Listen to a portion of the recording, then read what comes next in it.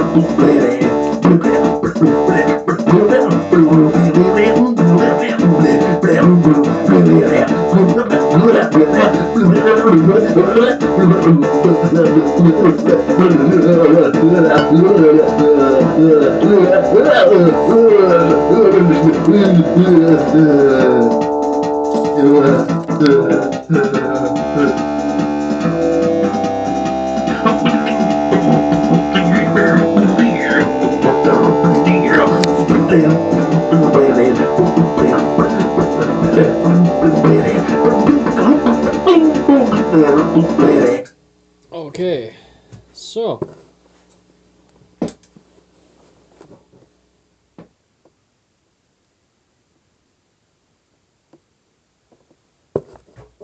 right, so picking up a bit of the dark rye, trying to get those fennel seeds there.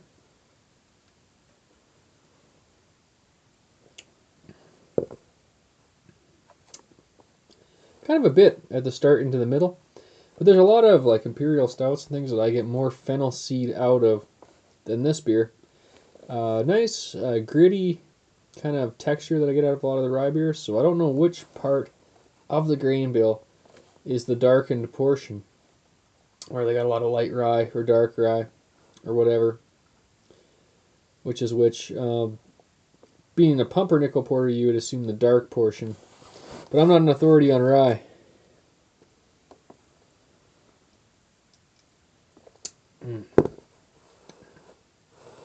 Great sensation and mouthfeel to the beer.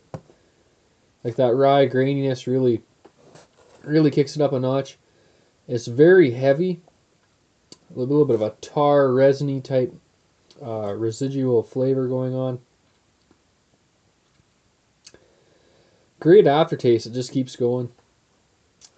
Picking up a little bit of booze in here, a little bit of alcohol for sure, but in a real good way. This is like one beer that the alcohol really works well with. So, excellent recipe. The head is very thick. The beer is very thick.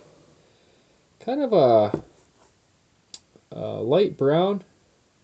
On the last glass, as it got down there, it actually kind of started to go like golden, which is really cool.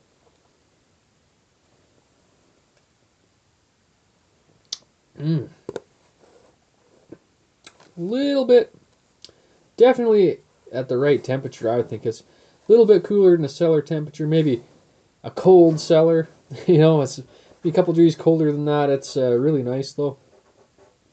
Picking up a lot of porter-esque flavors out of it. It does remind me a lot of the pecan pie porter by Clown Shoes, the one this year with the bourbon barrel aging. I heard the other one wasn't so good before that, but I had the one from this year. It was pretty fucking nice. So like minus the pecan pie, it's kind of got that rich, heavy, bold presence. A lot of porters can be thinner and more transparent. This one is not at all. This is some heavily blackened shit right here.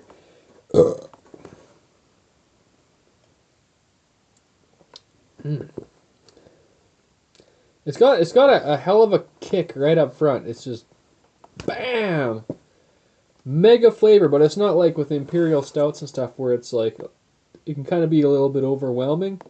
Or with some barley wines that may need some aging, where the alcohol is real big and a lot of the flavors are real big. It's not exactly like that. I mean, it's a lot of flavor, bam, but it's like having a dessert that's just like packed with so much shit that it like makes your head want to explode or some shit. Like it's this is a powerful beer at 7.5%. It really is. It really is packing some shit here. It's so smooth too. It's one of the creamiest beers around, I think. And then it's like the rye gives it that graininess that kind of contrasts the smoothness a bit. So you kind of get that rough graininess from the rye, and then you get just this unreal creaminess within that. Really tying it all together. Lacing quite nicely. Thick head on it. This is a really good beer. I highly recommend this. I can't remember exactly what it cost. I don't think it was that bad.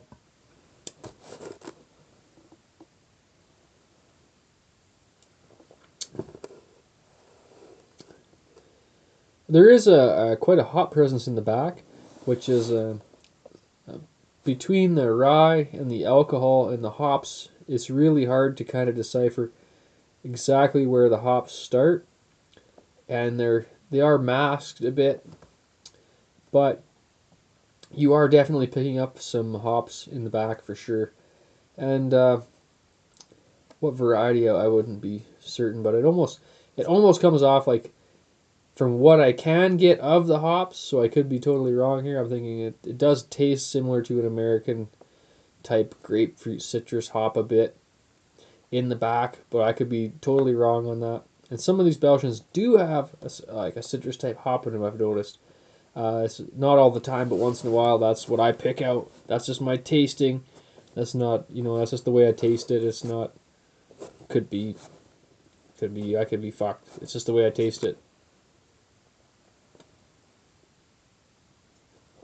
Mm. Well, the head's kind of, taste the head up front, kind of a bit of a yeastiness, kind of a bit of a breadiness. As for that big, harsh, dark rye pumpernickel flavor, yeah, it's definitely in there. But I was assuming when I bought the beer that the pumpernickel type dark rye bread, that dark rye crust, that flavor you get out of the dark rye breads. I thought that would just be overriding and mega up front, and it's what I'm getting for the major flavor and mental picture that comes together while drinking this is porter. Porter seems to be the big, has a real nice porterness to it. So I thought, well, is this even going to taste like a porter? I was expecting just a mega dark rye beer, like dark rye bread, but I am getting more porter out of that with a hint of the rye bread. And a great booziness to it, and a great hoppiness in the back, and just a mouthfeel like you would get out of an oatmeal stout, but even creamier than that. Somehow it has just become so thick, and I don't know what that's from, what they did here. It is very fucking creamy with just this harsh rye grittiness. So it's got some very mild, nice characteristics, and it's got some heavy duty characteristics.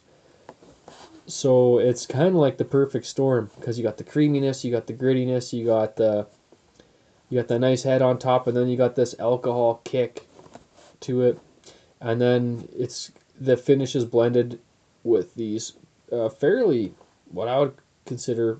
There's probably a lot of fucking hops in here to even be able to be tasted out this much in a beer from the other stuff I'm tasting. So they probably threw a fair amount of hops in here, and you're getting that in the finish big time. And see now you can see like it's starting to gold up. So now the head is getting darker in color than it was previously, and I promise you. See how it's turning dark? This is a really cool beer. On the second glass, I reviewed it, and the review is okay and everything, but I just thought, well, I'll review it again and see if I can put it together a little bit better, because it's a little bit hard to process a beer like this. It's kind of a new thing to me anyway. The aroma is fabulous. I mean, it's a big time aroma. I mean, you're getting like a big beer aroma off a 7.5% beer here. So, beer here, and it drinks like a 10% beer because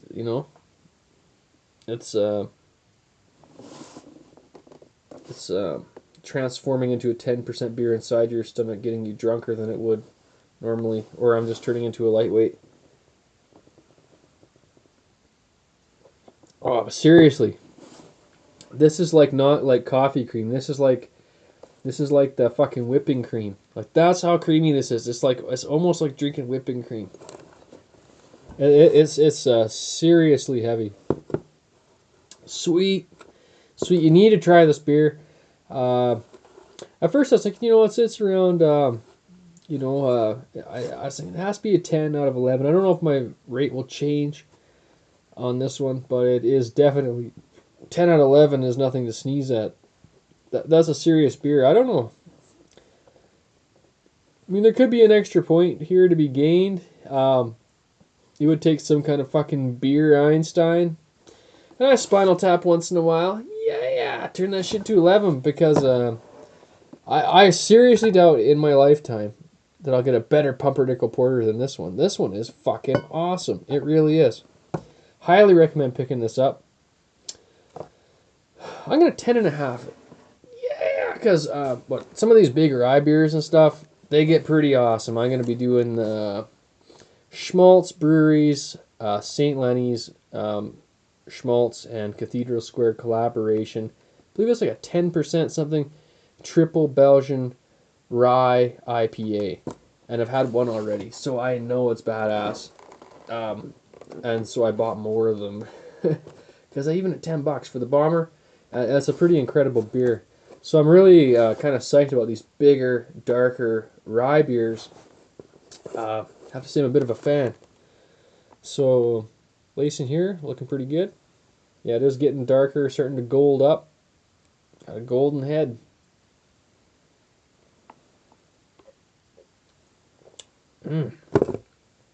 Damn, is that nice. So damn creamy. 13-minute review. Just ranting, plugging this beer. You need to get it. I'm going to give it 10.5 out of 11. Maybe you don't think it is. I'm liking it. I'm especially liking the booziness of it all. The alcohol in the back is nice. Sometimes with like some of these authentic German beers, which are awesome, they can come off a bit like too heavy sometimes for me. Like some of these more authentic lagers and stuff like Doppelbocks and stuff like that can be like, whoa, like that's pretty extreme when you get the good German ones like that. This one isn't like that. It's got the booziness and it's heavy like that, but it's creamy. It's a little more subtle. It's a little more drinkable. I don't see any need to age it or anything. You definitely could if you want throw a year on this. Probably wouldn't hurt it none. Beerzerker is a 10.5 beer. Highly recommend picking this one up. If you don't enjoy this beer, you don't enjoy beer. And I'm out. Yeah!